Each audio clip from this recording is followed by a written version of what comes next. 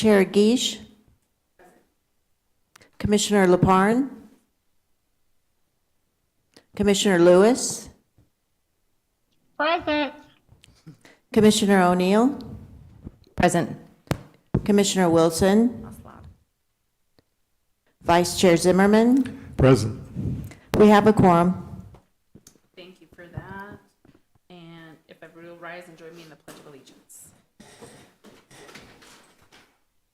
I pledge allegiance to the flag of the United States of America and to the republic for which it stands, one nation, under God, indivisible, with liberty and justice for all.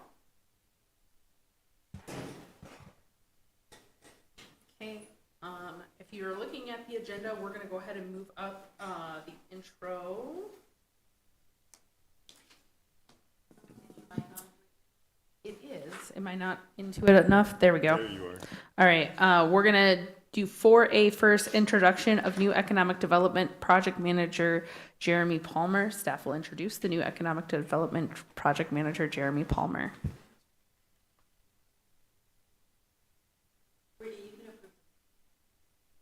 Okay. I can approve the minutes first then if you'd like. So we're gonna do one. We'll do A first, approval of regular minutes from October 28th, 2025. I'm gonna need a motion and a second. So moved. And a second. I'll second. Second. Excellent. And all those that are in favor? Aye. Any opposed? Aye. Perfect. Thank you. Minutes for our regular minute are approved. For item 1B, approval of work session minutes for November 20th, 2025. Approval of work session minutes. I'm going to need a motion and a second on that. I'm sure you guys have all read through. I motion to approve. Second. All those in favor? Aye. Aye. Any opposed? Those are going to carry. Then we'll move to 4A. I'm not reading it again. He's going to introduce Jeremy. No, I really appreciate you moving that up because Jeremy's going to be presenting, and so I figured I'd do an introduction before he presents. We'll So be it- nicer that way. Yeah, it just kind of flows better. So I'd like to introduce you to Jeremy. Jeremy Palmer, and he's a very creative, driven professional with over 25 years of planning and project management experience. He spent the last 10 years at the Mojave County, where he specialized in recreational tourism, park administration, and development of special events. So Jeremy will be presenting the discussion on the ASU Public Art Playbook and potential next steps. So with that, I'd like to introduce you to Jeremy Palmer, our new project manager at the City of Kingman. Welcome, Jeremy. Thank you. Thanks, Chair and Commissioners. Good afternoon. So I'll go ahead and jump into this presentation on the Public Art Playbook update. Before you get there, Yes. I didn't realize you were jumping that far. I thought you were just going to talk about Okay, yourself. I can talk about myself too. Bennett did a good job. But if you're ready to jump in, Lisa, I assume we have no call to the public. I just got to say the things. Yes. Perfect. All right. We'll go ahead and move to action items. So 3A, staff will share additional research and seek guidance on direction for the public art master plan. Now it's all yours. Okay. All right, thank you. Okay, so this is coming back to the commission. At the last meeting, we reviewed the Public Art Playbook that was provided to us after the process with ASU. They had some of their findings in surveys and all the information. That was a kind of a great jumping off point for us to take it and say what next. So at the last meeting, we kind of had the direction to go towards a master plan, or at least start doing some research into a public art master plan. So over the last couple of, say, weeks, month, looked at, researched a dozen or so plans, and we have the case studies that were included, but I wanted to take a better, a little bit wider look at Arizona-specific towns, cities, some smaller population centers, smaller funding that goes along with it and kind of see what everybody else is doing. And so I kind of broke this up into two slides here. The first slide is really the cities and smaller towns that had policy-based plans. And with what I mean by policy-based plan is some form of adopted resolution from a council or public body that sets the policy. And then it's reinforced typically through planning and zoning or some development code to try to give it a little bit more weight. But in some cases, they did specific art districts overlays or programs that kind of targeted art in specific areas or to address specific concerns. In looking at this sort of an approach to a plan, the outcomes, they're typically lower cost to produce a plan. They're usually done in-house. They're faster to implement. It's something that you could just take to a council meeting or a commission and, you know, work with your development code folks, planning and zoning, and targeted impacts, like I mentioned before. Some of the downside, as I would see it, or at least in my opinion, they're inconsistent. Like in a long-term sense, you lose support. It's a specific project. You know, maybe there's not this momentum that's gained. And especially without code enforcement, they lack teeth. You know, it's just more of a, we would like to do something, but, you know, how do you fund it? How do you get it done? And then these kinds of plans they tend to be narrow focus, lack depth, detail, like the maintenance plan, inventories, and just kind of a comprehensive approach towards a public art master plan. So then the second approach we were looking at is more of that traditional public art master plan document that's more of a comprehensive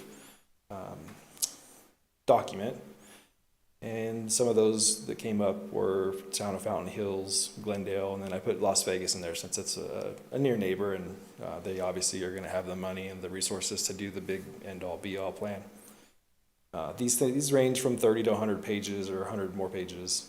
They do include the adopted resolutions. They look at planning and zoning requirements, development code. They typically include mission, vision, values, goals. They get into inventory. Some have like the history of art in their community and kind of what led to the creation of their document. They really get into criteria. I should advance the slides here. They get into specifics on what kind of art, where, you know, the styles, the actual, is it mural or sculptural or what have you. They talk about the maintenance, liability issues, timeliness of art, how long is it going to be out there, and, you know, what are the criteria for alterations, modifications, and just get into the weeds on everything. So, you know, they also talk about funding, gifts, sales, shows, and things like that. So outcomes with these types of plans, and we did some research, made some calls, and we were getting estimates and quotes back in the $80,000, $60,000 to $80,000 range for a big plan like this. So they are costly. There's a longer implementation period. So if it's something that we haven't budgeted for, you know, we obviously need to budget, get it approved. We go through a procurement process, and then we work with a consultant on their time frame to try to meet the need. There is an opportunity for a lot more back and forth with the community, typically in one of these types of projects, versus a real quick resolution and plan. The long-term support is typically there. Council approves it. Usually you have a time frame that you want this plan to be in effect for 5 to 10 years or something, you know, 3 to 5 years, whatever it's going to be. But they are, as I mentioned, much more comprehensive and coordinated. So you can cover all your bases and gather input from stakeholders and the different nonprofits in the area. We could work with other departments on making sure everything's just a complete, you know, A to Z. So kind of based on that research, we wanted to bring this back to you all. I mentioned some of our concerns about cost and time frames. And with that, we recommend that we would look at a master plan that's completed by staff in-house. Something that we could do with my experience professionally. It's something that our department is set up to tackle and kind of facilitate the effort. And I have an example, kind of an idea of a timeline.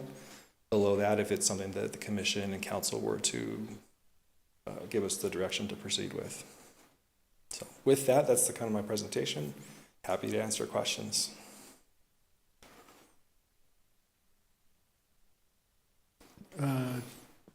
Comments, of course. Sure. The number one thing that comes up to me is the cost of the plan, and one of the important functions of the plan is to identify the funding sources. Correct.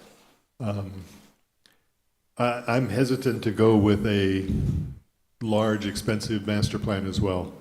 I don't think that that's quite what we're looking for. We're Kingman, we're not Las Vegas. Sure, yeah. It doesn't mean we can't pull certainly some of the items and look at the plans from these other larger places. But I'd also like to be more on a scale of Bullhead, Havasu, etc. Understood. I'm going to say I do think that we need a comprehensive master plan. I have no problem with staff doing it. If we have the bandwidth in-house, I think that's great. As long as that, doesn't detract from other things that are equally or more important. So I think that could be a great direction to go. In fact, I kind of wish we did more of our actual planning in-house with the city. But I think it does need to have that comprehensive plan for, I know we were talking about trails, and I know that a master plan is required for some of that state land. So making sure whatever we do is going to hit the requirements that are needed for that. And I think with your parks background that you probably have a better idea of that than I do. But something that is going to include how we're going to, like, maintenance is always, we need to factor these things in. I think that oftentimes there's something that's not always considered and can really cause an incursion of cost on the city after the fact, so. Understood.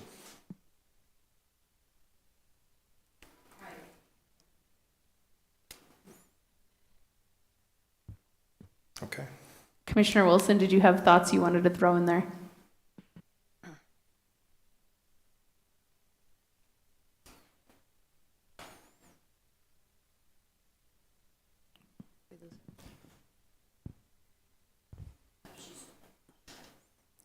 Oh, I'm sorry. Was someone talking to me? I'm sorry, that was me, Martha. Did you want to throw any thoughts? No, none from me on the subject. Thank you. Did that provide the direction you were looking for? Yeah, we would be looking for a formal motion. Would you like to it as a formal proceed, yeah. motion? So you would be looking for a motion for the economic development staff to proceed with an art and public places master plan, or to take it to council? No, I think along that lines that, our recommendation would be to do it in-house. We feel like we could do it within this time frame. Okay. And we also feel like we could accomplish everything that you guys just mentioned, and we've had discussions about all those items internally. So I think if the commission is for, which it sounds like they are, a motion for staff to move forward with an arts master plan to be handled in-house. Okay. I have a quick question, though. For the the cost from 30 to 80, so is that from like going in-house to contracting it out? Because that's kind of a large gap. Yeah, Chair, Commissioner, these would be fees we got back to go have a consultant complete the work for us. Okay. Do you have a estimate for if it was done in-house by staff? I do not have an estimate. That's okay. Yeah, I would say I that's a just great question. curious. I think just looking back, you'd be looking at coordinating meetings, because we'd have, Staff time. stakeholder meetings and things like that, and just bringing those groups together, printing material along those lines. So I would guess somewhere around 5,000, but I don't know, Josh, do you have a comment on what you think it would be? No? Yeah, I think it's Yeah. mostly our time. Okay. Yeah. What would be the timeline for bringing something that we could take to the council? So Chair, Also, the council would be part of this process as we Correct. work our way through the master plan. yeah, Chair Commissioner Zimmerman, the time frame there at the very end, you know, with the few checkpoints, and this is just a suggestion for a time frame. We would start off with a kickoff meeting and kind of go through a more elaborate planning of the process. But we would have multiple check-ins with the commission. We would have check-in with the council. Obviously, some internal reviews and some stakeholder meetings throughout the process. But we would be looking at completing it by, like, say, the beginning of June.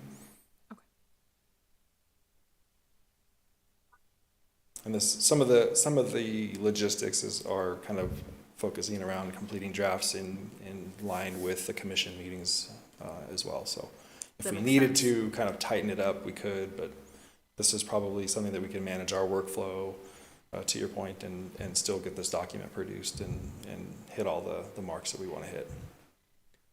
How much of the data collection is already in the ASU report? Or can come from the ASU report?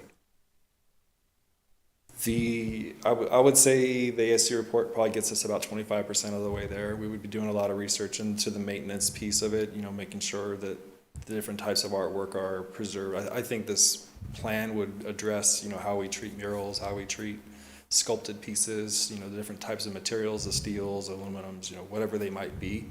I think a lot of the research would just be into what else is out there and how are they doing things, talking with public works staff and park staff and other people. Just, that's the kind of research that's mentioned there. So a lot of stuff is not in the ASU document. Do you feel you have enough good connections with some of the other cities that you've mentioned here?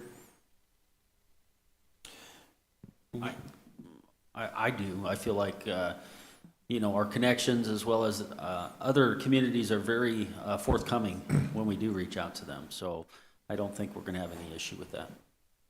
Okay, good. I guess I have one additional question that was jogged over here by, so would the plan be to kind of also involve those other departments that would be involved in utilizing this, whether it be parks, whether it be public works, in order to, whether it be planning and zoning, in order to make sure that we can get buy-in across? Yeah, Chairperson Gish, that would be absolutely part of the process, is engaging all the different departments and making sure we're putting together a document that's feasible for everybody and makes sense. Okay. Yeah. Okay. Any other discussion? Then I'm hoping to entertain a motion. Then I think we're kind of all on the same page here.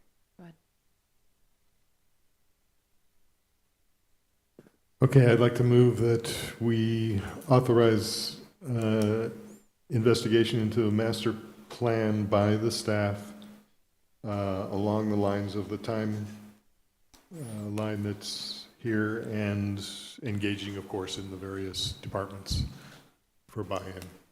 Does that cover it? Can I alter investigation to creation of? Creation of, Creation of a master plan. not just the investigation, but Correct. investigation and creation. Yeah. Yes.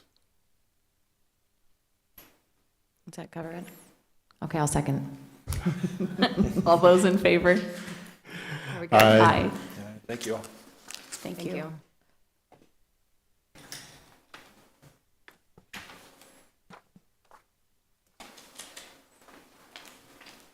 Okay, I'm going to move to action item 3B.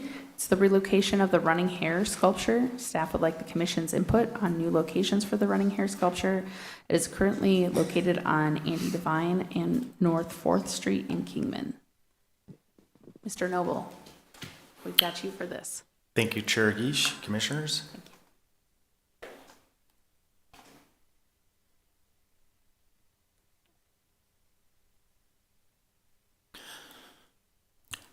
So you're all familiar with the running hare sculpture.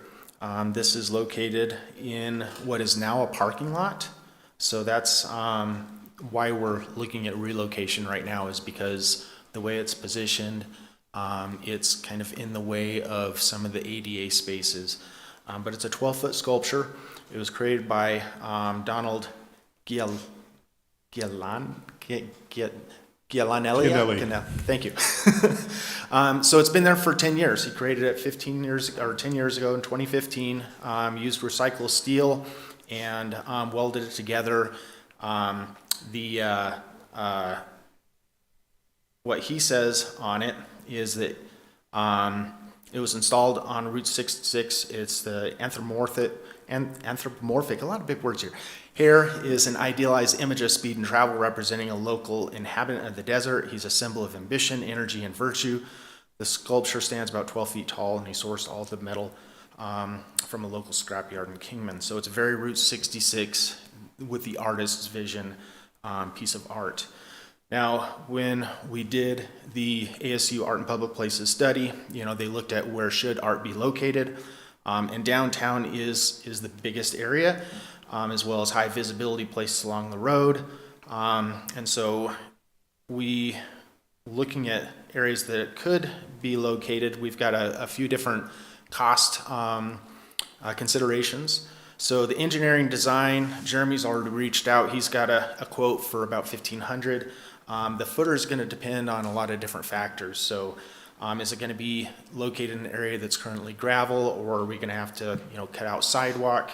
Will it be secured ground level, or are we going to have a raised platform? Should electrical access be added so it can be lit up at night? There's a lot of different things that we can look at. So different areas on Route 66 in the downtown area, we've identified 4 possible sites. And the owners of the Hotel Beale that own the lot where it's currently at,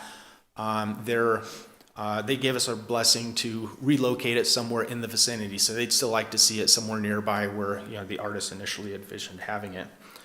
So one of the locations is, this would actually be a partnership that we would have to enter into with a private landowner if we wanted to look at this space. It's on the corner of 2nd and Andy Devine. The other 3 locations are all in city right-of-way.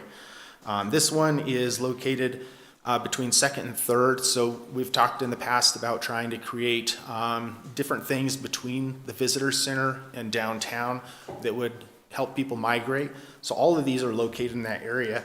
This is between Andy Devine and the tracks, so it's an area that could use some beautification. Yes, yeah, that's, or you could see mud on 66 across the street right there. Yeah, and the Kingman mural. Then there is the parking lot at 3rd. This is across the street from the post office, across 3rd Street. Temporarily, this is where they're going to relocate it until we have an idea in mind on where we want to put it, because there's already, some concrete that they can bolt it down to. And then this location is on the other side of those parking spaces from where the Chuckwalla is currently located. So if you put it on the south side of Andy Devine, do you intend to put crosswalks to cross for people? If we're drawing people down that direction, how are they going to get across? Because we've talked before about like 2nd Street needing a crosswalk and different, because traffic doesn't necessarily slow down right there, so it would have to be. That's a good consideration, and we'd have to get in a meeting with Public Works to see if that's a possibility. I know that they were reluctant to put in a crosswalk there at an earlier point in time, but as we continue to develop downtown, Right. At some point, it wouldn't be a bad idea.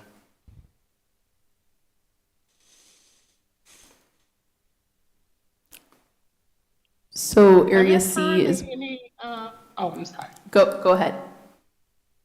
I was asking, are there currently any, races or walks for charity events or like runs for charity or anything that take place along either of those paths? Maybe that would be a good, Look, or are they all, it looks like they're all on the same path, so maybe one side of the street is favored over the others? Our city manager asked the same question. So there is the annual Race for Hospice. It is a run held to raise money for the hospice in town, and that starts at the powerhouse and continues down Andy Devine. So it goes along all of these sites.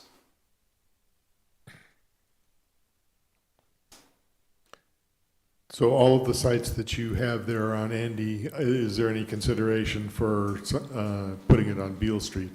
So the artist developed it as a Route 66 piece, and we wanted to, or in this presentation, I'm honoring that sentiment. But if you wanted us to look at Beale, we could always look at a location on Beale and come back. Or the railroad park, anywhere, because that runs both down, Locomotive Park. oh, that's what I meant, yeah.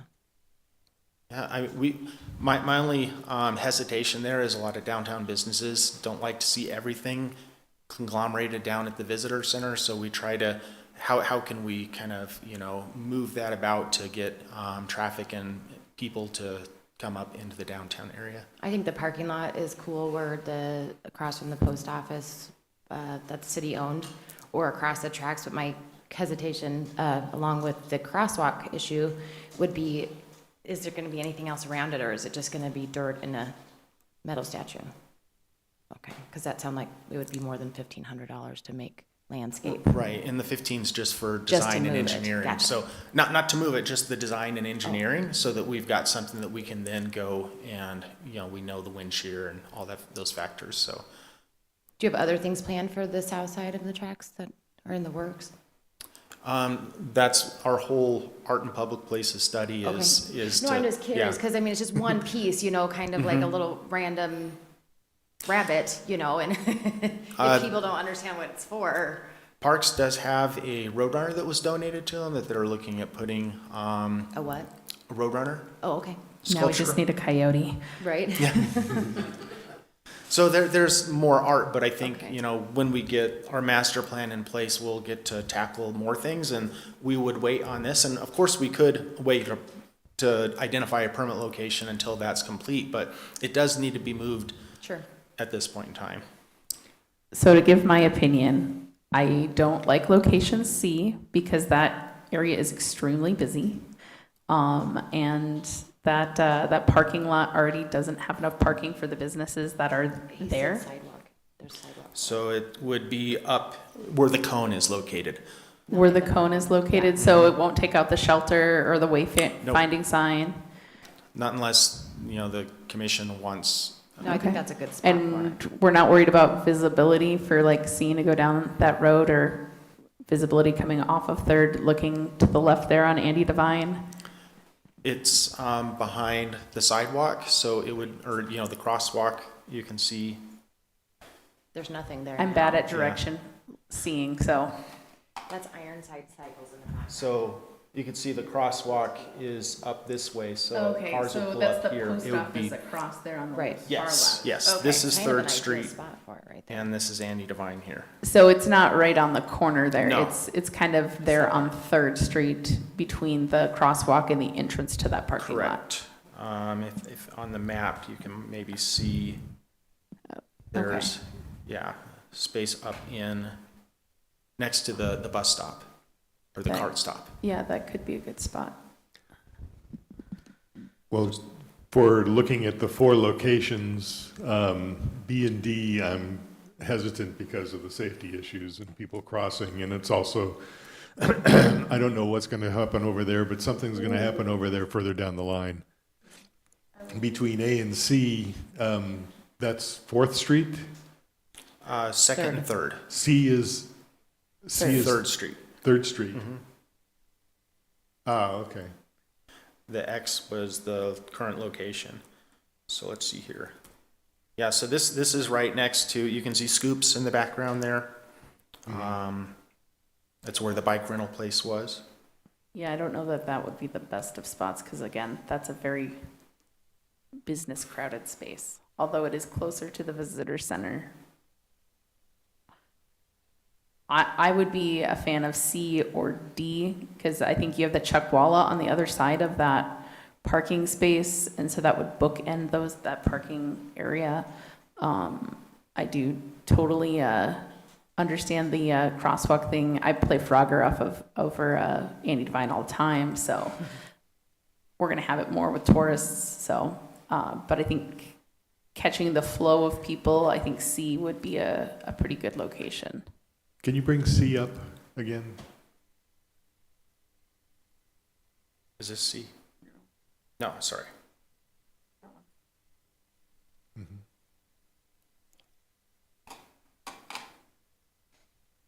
I think for both tourists and residents, you get a lot of activity around the post office there. You get a lot of local people that eat Garibaldi's, and the different things there right on the front street, so.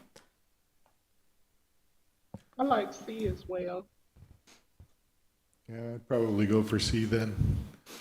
A is a little bit too far away from where it is now, and I think we were trying to keep it closer. This would be the same block that it's currently in, just Yeah. on the other end. Out of all the options. And we have a couple benches there Yes. as well, which is kind of nice. Informational kiosk and then the cart stop benches. And it's still out of the way of the general pedestrian walking area, but right next to it. So it's quite visible to anyone walking through, of course. Yeah, I'd go for C. Yeah, I could see people taking selfies and while they're waiting on the, traffic to clear, stop and take I think you would get the most use out of it, like, in that spot. Okay, what other information are you hoping to get from us so that way we could try and bundle it? Yes, so just a little bit of information on what you'd envision on how that might look. That way we can, go and seek quotes on what a footer should look like.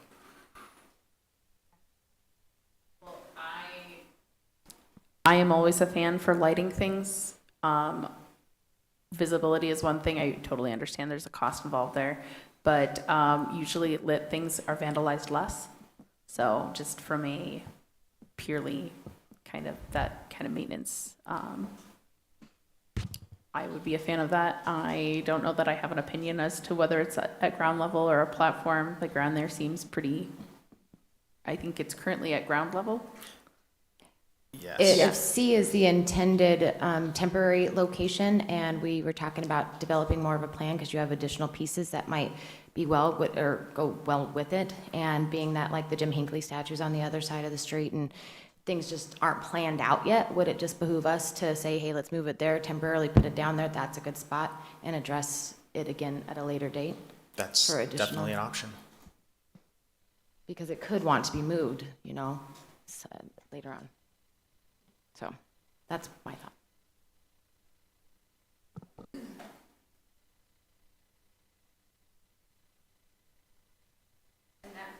pretty With it lit up, I being think, so with close streetlights. if C is going to be the location, is it going to be an obstruction, like at night if it's not lit? Somebody's, I don't know, attempting to walk by, or would it not be that close to the walkway? I think there'd be plenty of space. There's plenty of open area. It's not obstructing the sidewalk, and I do believe there's streetlights out there, especially right along the sidewalk by Garibaldi's, and it's a parking lot. So I think it would pick up enough light to be avoided. Okay. Yeah, there's light on Andy. There's not going up Third though. Yeah. But right there, Well, if it's in that particular spot, there happens to be light as much as there isn't anywhere else. I think that's a lamp post there. Yeah. If it's already well lit, I don't necessarily see the utility of adding additional light to it if it's already in a well lit Nighttime selfies. area. Unless it could be solar or something. Yeah, if you put in a solar, then you've got something that can light it up at least for half the night. And, after about 2 or 3 o'clock, we hope there's not too many people out watching. But I know there are some at around 4 or 5. Did this provide enough direction, Josh? And do you need a motion? I think if you guys would like to just do it temporarily, I would just put that in a motion. I think it's currently bolted. From what I understand, Parks or Public Works is gonna relocate it, bolt it in that location now, and then we can bring it back. If that's the direction you guys would like to go. I'm fine with leaving it there permanently until, 10 years later, we have another discussion like this. So It's up I'm, to the I'd be commission. down for sprucing up the area and making sure it looks nice, so.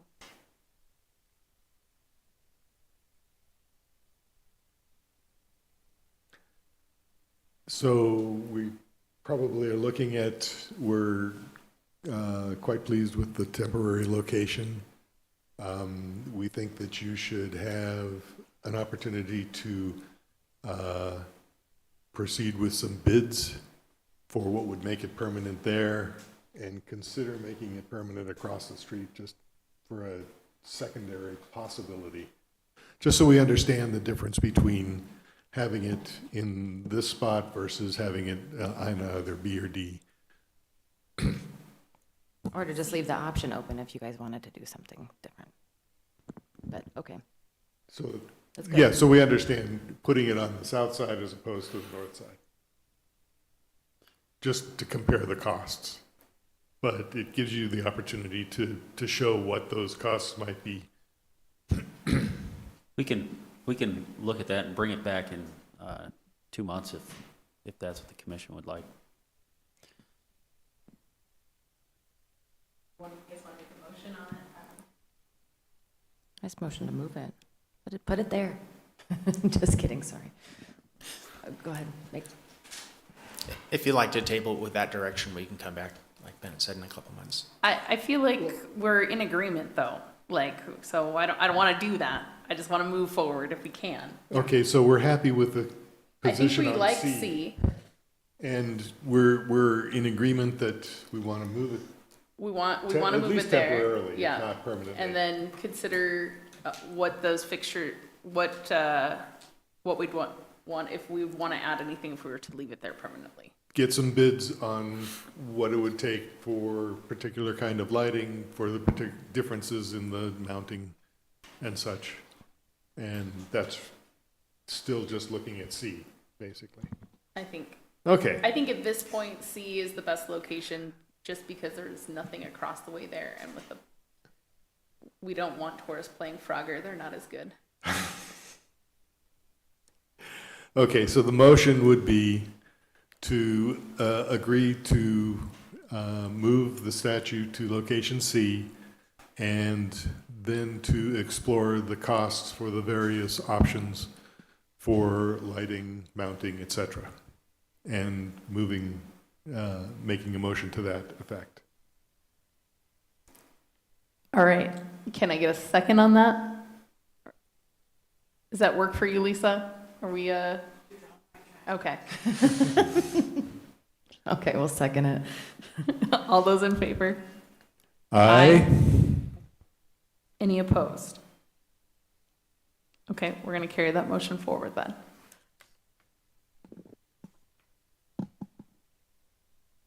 Moving to item 3C, this is the ASU possible future projects. Staff will update the commission on discussions they've had and seek direction for a new ASU collaborative project. The possible projects may resolve around the I-11 bypass the possible projects may revolve around the I-11 bypass and how staff is focusing on directing tourists off the interstate. So we had discussed a few different possible options with the ASU project team. And this is really the one that stood out. We all know that interchange is coming fast and really don't want to wait until it's here before we decide how is it we can make improvements in that area. Just understanding that with the new interchange, traffic's no longer going to be coming in on a surface street, and deciding whether to come into town or go on to an interstate, it's going to come into town on an interstate. So what do we do to, encourage people to come in, and what do we do to beautify that space, make it more inviting? So some of the goals that we're looking at with this project is to identify land use strategies and opportunity sites that can attract new businesses, tourism uses, historic preservation opportunities, and mixed use development, stimulating long-term economic growth and broadening Kingman's regional role. Another is improve multimodal access and circulation within and around the I-11, I-40 gateway area. So we really want to try to, how is that traffic coming in, and how do we make it more flow better? Evaluate multimodal trail and wayfinding conditions to identify strategies that improve connectivity between the I-40 or I-11, I-40 gateway and downtown Kingman. So we have a lot of trailheads that are in that area. We've already got those assets. How do we incorporate that in, make better use of that, and assess how historic resources and recreational assets can be leveraged to support heritage-compatible land use, retail opportunities, and downtown-oriented economic development. We are going through a historic survey now. We're hoping that we can get some of that data and information to the students so they can incorporate that into the study, because we have some historic properties, homes, and businesses in that area. And then examine gateway visibility signage and placemaking approaches to determine how interstate travelers can be encouraged to exit and engage with downtown Kingman. So kind of the questions that we're looking at: how can the I-11, I-40 interchange be leveraged to position Kingman as a regional hub rather than a pass-through corridor? What types of development, commercial, tourism, mixed use, logistics, and housing are most viable and compatible within the gateway area? I think one thing that we were talking about is our current historic downtown area is right next to the railroad tracks, which has been a challenge for lodging. This side doesn't have the railroad, so there are a couple hotels there, but that could be a future development space that would bring population, more tourism population into the downtown area, or locate it closer.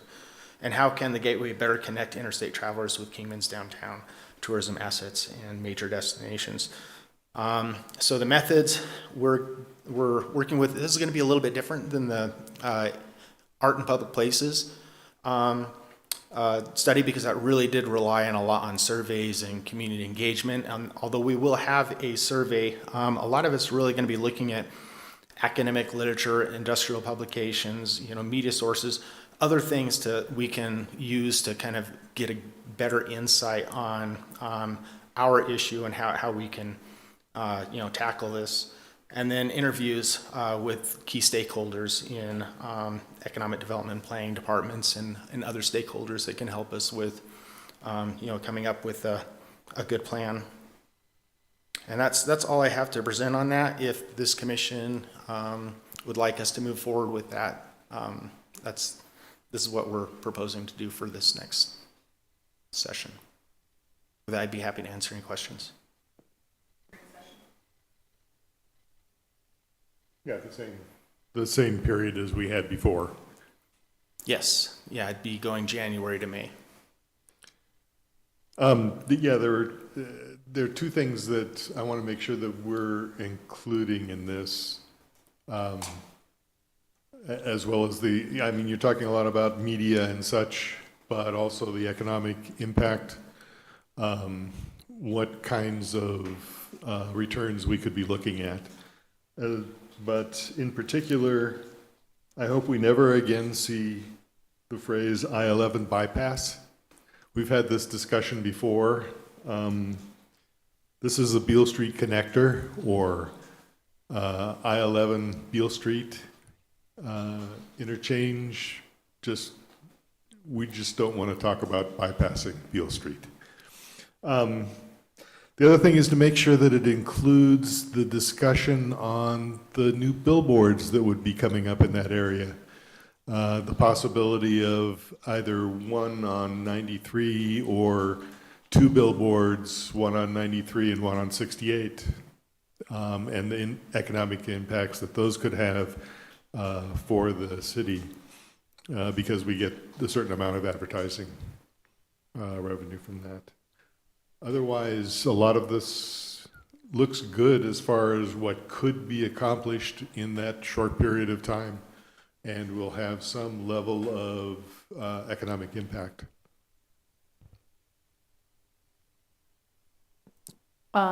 I know that the last project we did with them was kind of a big bite, and I assume we've already discussed with this, and this seems manageable for the students to complete within that time frame. Yeah, I think this is a little bit more in line with what a lot of their studying, in their planning and engineering roles are versus the art and public places. A little bit different, a little bit outside of the box. Okay.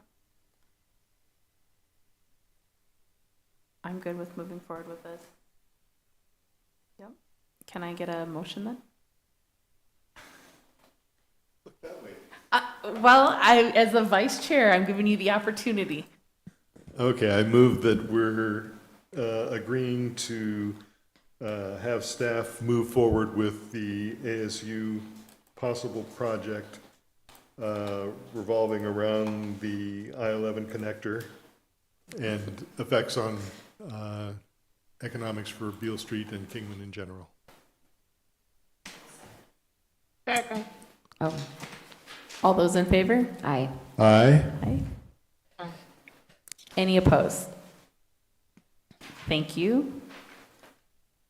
We are going to spend some time now with Bennett. So item 4B is going to be the review of the updated advisory boards and commission handbook. Staff will review the updated advisory boards commission handbook and answer any questions for the commissioners. Thank you, Chair Gish and Commissioners. Just want to quickly go over, what the commission's roles are. And I think you guys you pretty much, you've got that all down, but we just want to visit it once in a while. And so each of the commissions within the city have various things that they're responsible for. And so we just pulled out the Economic Development Advisory Commission. It's a 7-board member. Currently, I believe we have 6, and we're in the process of getting another member, which should be going to the council in possibly the next council meeting. So we hope to have a full commission at that point. We do meet bi-monthly and here in council chambers at 12 p.m. So the commission shall provide advice, guidance in creation, implementation, and revisions of the Economic Development Master Plan, as well as advise, with items that are in that plan. And, we have worked on that over the last few years from the initial plan to 2 revisions since this commission was formed. And so, you are constantly looking at that and, delving into it. Reaching out to the team with any questions on that. Our door is always open. Brian, get to hear from you whenever. And I really appreciate it, when you guys do reach out and tell me, what's on your mind, if you have any questions to that plan. So continue to do that with myself or any of my team members. So appreciate that.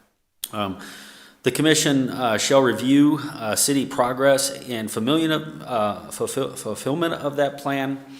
And the commission will bridge any communication efforts to build relationships between the public sector and the community and the business interests. So you guys are out in the community, you're talking to those folks, and then you're, communicating that plan. You're well adversed in that plan, and you're helping the community to understand it as well. And obviously, passing along my information, the team's information, with anybody in the community that you're talking with about economic development, because we're here to help them understand what it is the city's doing as they go about, as the city goes about, the business that we do, as well as our plans, different activities. You guys are in it almost on a daily basis, and so a lot of the community isn't. So we have an open door. Just have them reach out and. Likewise. So we talked some about those responsibilities. We always want to promote sound economic growth in Kingman by stimulating the expansion of existing industries, attracting new enterprises, and assuring a favorable community climate for new ideas and economic growth. We promote hospitality and tourism industry in Kingman while fostering businesses that serve and enjoy the loyalty of our local and regional community. We promote and volunteer at economic development events. So, as these events come up, we always look for the commission to participate in that, or if you guys have anybody that would be willing to, that's always helpful, because staff is, we have what we have, and so we will look for events like the fair, where we participate in that, and we're looking to add to some of those events, and so we will be in touch with the commissioners and anybody that wants to volunteer. We go through a Citizens Academy where we do instruct those citizens on what we do in economic development, and they really walk out of that knowing a lot more, and really taking away the good of what this community is doing. And so those are the type of folks that we want to be telling our story, knowledgeable about what economic development is. So, that's just, kind of an overview of what's listed in that, in the plan for the advisory commission. If there's anything else, as you guys go through that, we are going to have, at the next meeting, we are going to have Amy Shriver. She's going to be doing open meeting training and parliamentary procedures again. You guys have been through that, but we will have a new commissioner on the board at that point, so it'll be a good time to do that. So with that, if there are any questions, let me know. That's all I have. I did have a few comments, I guess, on the matter. So I guess this month is my 1-year anniversary of serving on the commission, and it has been a pleasure to get to know you all and to work with you all. So I do want to throw that out there. Now, as to the matters that were, that Bennett brought up as far as the, I guess, role of the commission, whereas I applaud the work that we are doing, and I do think that it is important. I think that in the way of economic development, I think there's more to be desired from the communities. I think that the fact that these meetings are on YouTube for the community to view, and of course they're open for the public to come to. I found in reviewing the YouTube videos that the engagement is rather low. And in speaking with some of the community members who find out that I'm affiliated with the commission, there seems to me to be an air of, kind of, not, I don't want to say dismissiveness, but just, not, they don't really view the YouTube videos or the commission meeting themselves as a resource for economic development information, and also, I guess they, from the ones I've spoken to, and I can't speak for the entire community, but for some of the members I've spoken to, there's some concern that we talk a lot about art projects, right? And I don't think that that's a misstatement. And whereas I think art projects and that sort of thing are important for city beautification, attracting tourism, and everything, I also think that there is important work or focus on work toward actually developing the existing businesses that we have here in Kingman that we have been able to attract and retain, and then also efforts on trying to attract new businesses. So I think in that way, there is more work that could be / should be done by the commission. And I think that the commission should also be a source of information for members of the community.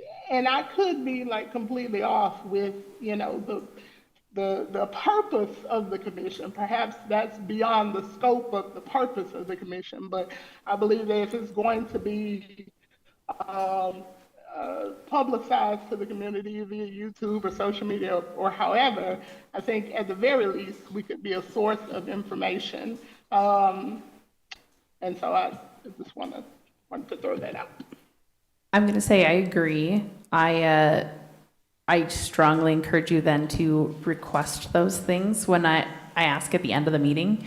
If you want to know about business expansion or retention, we already have, I'm going to call them fairly efficient processes for that within the city, and that's part of the staff's regular job description.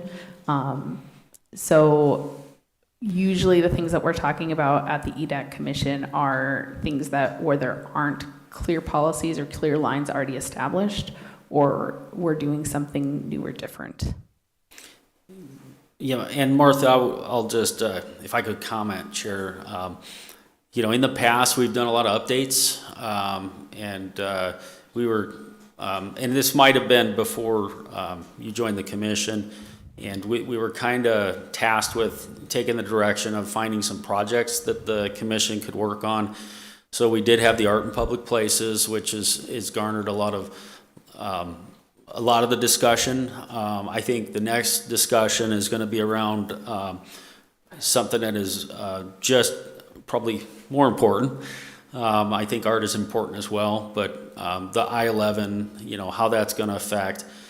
And then, if there's anything in the community that, in regards to the economic development that has to do with industry, small business, different type of projects that we're working on, we do try to have an update that goes out to the commission, on a weekly basis of what we are working on. So if you could just, if the community has different questions and you're talking with them, I think it would be helpful if you can talk about those items, and anything we can do to help with those individuals that you might be talking with. And if we are falling short on something and there's an idea there, we're always open to taking ideas and building upon them. And so we always are willing to listen. I'd also like to know if, from both you and from Carl, frankly, whether the commission is achieving some of these things or what we're failing at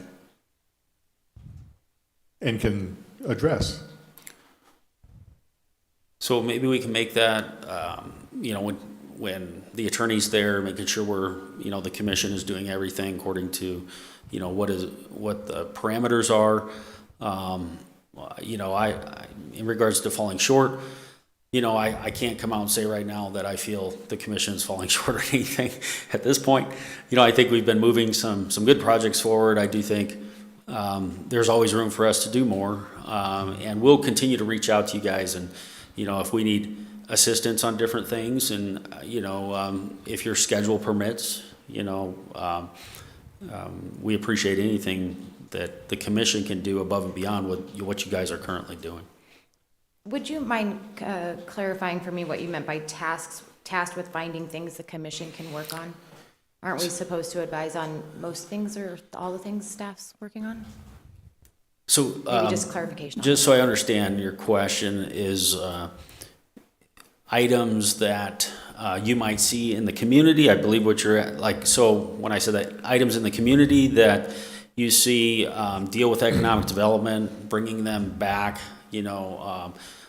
making a suggestion as part of either the commission or reaching out to us directly on those items. Not really anything specific. So I don't know if I answered that question, but it's more, I guess, geared towards when you're out there, you're seeing things, if it pertains to economic development, then bringing that back to the commission for further discussion. If it's within the purview and the budgets and all those things, all those different factors. Okay. I don't have any questions. Okay. What? Good. All right. Anybody else? That's it. Okay, thank you. Thank you. Are you the next one as well? Nope, it is going to be Mr. Noble. Item 4C, participation in the American Film Market event. Staff will give an update to the commission on the American film market event that was held in Los Angeles. This is informational. Hey, Josh. Chair Gish, commissioners. Okay.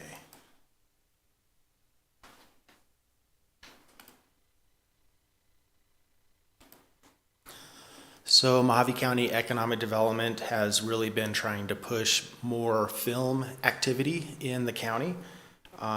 They talked to the Arizona Office of Digital Media and Film about participating in the American Film Market in LA, which is a major trade show for the industry. And I think, here we go. So at the market, there were over 7,100 attendees, 285 exhibitors from 35 countries, and 500 companies purchasing from 61 territories. Had some panel discussions, and it was about a week-long show.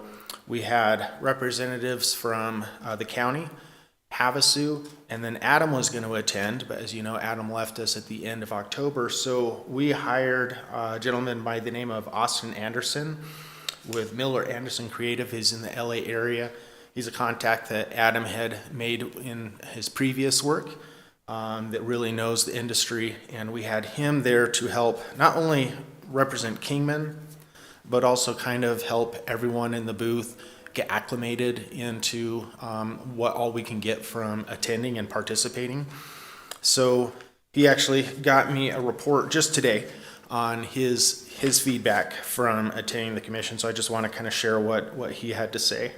So we did have some giveaways, some stickers and magnets, the stickers from Kingman, magnets and mints, and then brochures. I'm just going to hand out samples.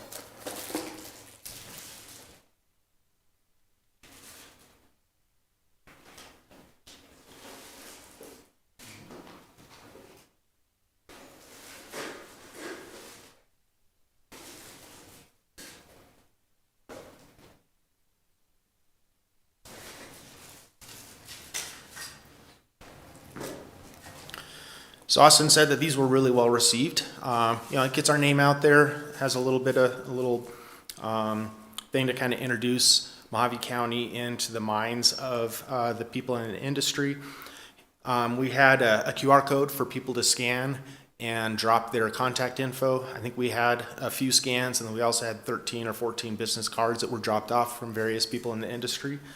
We also had a large iMac screen that was used to display examples of the locations, what they looked like. Recommendations that he had if we wanted to continue doing this again in the future is have a backdrop banner that would include Arizona. So it says Mojave County, and a lot of people in the industry are familiar with the Mojave Desert, so they're not aware that Mojave County is a county in Arizona. And having a map of the county laminated would be really helpful so people understood where the different things were.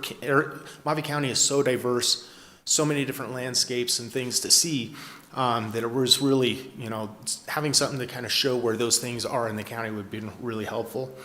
And then in the future, if we had another laptop, with additional database on information about specific locations, that would be really helpful.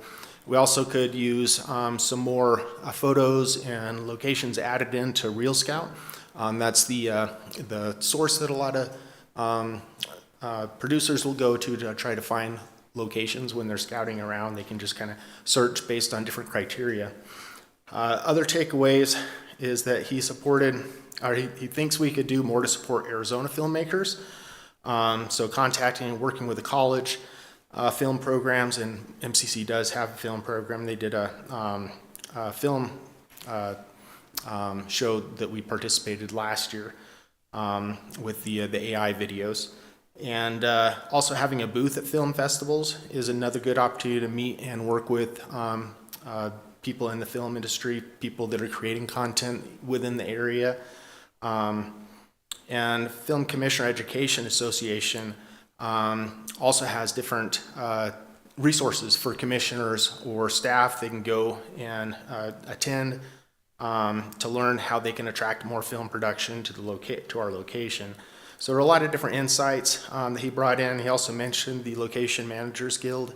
For larger productions, most location scouts will be a member of the Location Managers Guild, so that's something that we could also look into, is getting participation or membership with that, so that we can help share to more people. But that's essentially what we participate for the first time this year. I think the county's still trying to evaluate whether they want to take on this big of a task again next year, because it does take a lot to make sure that we have to have people at the booth the entire event. They won't let you just go for a couple of days. It's kind of like the fair. You've got to, have a presence there for the whole time. So make sure that you've got enough between the different communities. And I think it was about a $15,000 investment, which we all split with one another to have that participation. So with that, I'd be happy to answer any questions.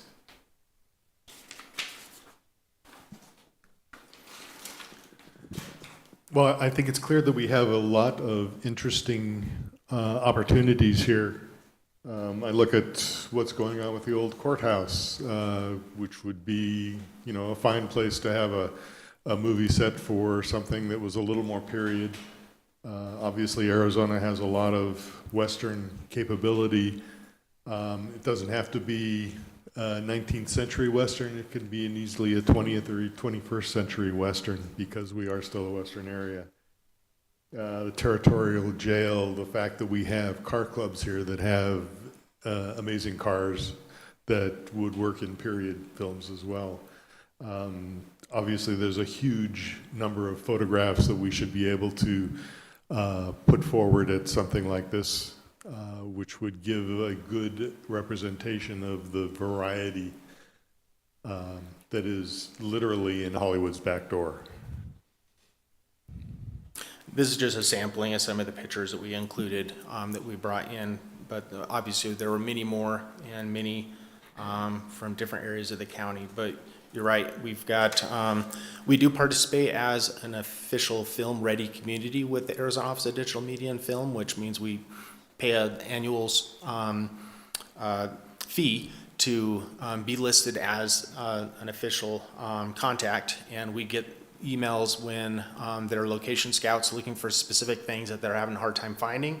Has in the past, we had that result in some activity coming in here, but we do, one thing I'd like when we get fully staffed up is to have one of our team members going in and adding more locations. We've added a few locations, but the courthouse, some of the other ones where we've got to work with the entities that manage those properties so we can get access and get some pictures so we can do posts up on the resource site. Just how long is the film market event? How many days? It was, I think it was 6 days. And located? In Los Angeles. I don't remember exactly where it was, but somewhere in Los Angeles at Convention Center. Okay. I think that's continuing to participate with Mojave County. Like, this is a good opportunity for us. It'll be interesting to see how it develops, what the county decides to do this next year. I think if you need help filling those spaces, then think you could probably reach out to us here at the commission too, because we can all find something to do in that area. It's good to know. Thank you. Thank you. We're going to go to 4D, which is Discover Inland Empire Collaboration. Staff will update the commission on the Inland Empire Collaboration Tour campaign. I think this is you as well. It is.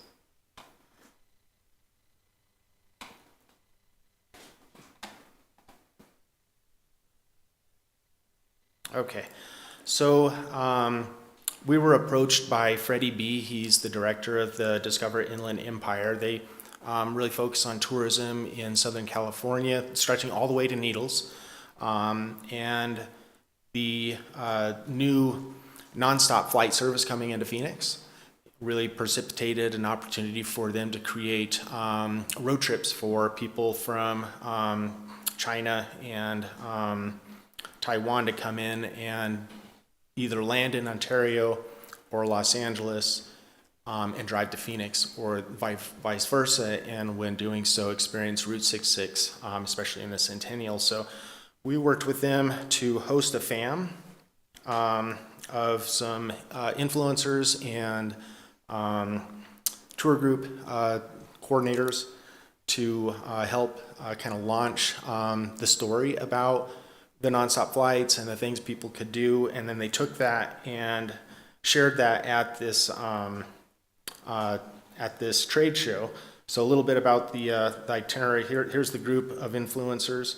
And really, it was a pretty packed FAM, starting at Disneyland and then going Santa Monica Pier and all over in Southern California, then going into Barstow, Calico Ghost Town, all the way into Needles and then Laughlin, Riverside, in that area. He's really trying to reach out with regional partners in helping to generate these tours. And then coming into Kingman, we hosted him at a hotel here. The Dam Bar hosted him for dinner. And then we hosted him at a museum tour, and then they drove back to Ontario International Airport and then flew out. So the Taipei International Travel Fair, Discover Empire had a booth there, and they invited us to participate. We provided some images, and we also did a small sponsorship to assist with it. The travel fair included 365,000 Mandarin-speaking consumers, so it's a big trade show. It's a really good opportunity for us to get our message out to them. And then the FAM participants did a 20-minute activation at the main pavilion stage. Let's hear. Whoops. So yeah, this was their kind of their booth concept. This is them at the booth. And then this is during the activation event where they're sharing, their Route 66 experience. So we are looking at partnering with Discover Inland Empire throughout the year, celebrating the Centennial. They do a lot of FAMs. They do a lot of trade shows. They're going to be at ITB in Berlin. We're also going to that. There'll be an IPW, and so we're not participating there. We may do some partnership with them to have some involvement there as well, but they're definitely turning out to be a pretty good partner to help us kind of get into an emerging market. With that, I'd be happy to answer any questions.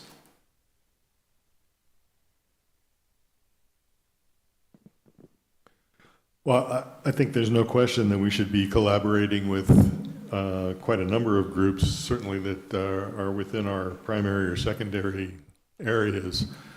I mean, I look at, we should be really involved everywhere from Needles to Seligman and Dolan Springs to Parker, but we should also be looking at as far west as Ludlow, where we've got, a lot of connection with 66, all the way to Flagstaff.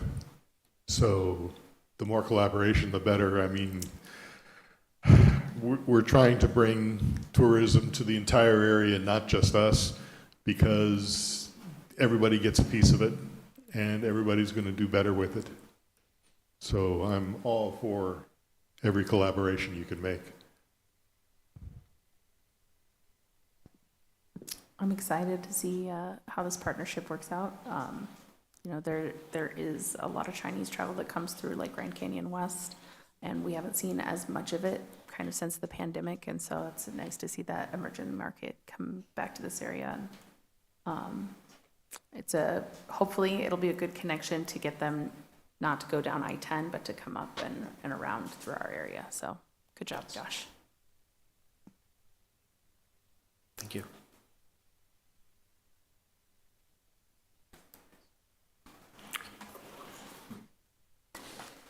All right, I am going to move to item 5, announcement by commission members. Martha, we'll start with you in case you have anything. No announcements, thanks. Okay, Commissioner Zimmerman.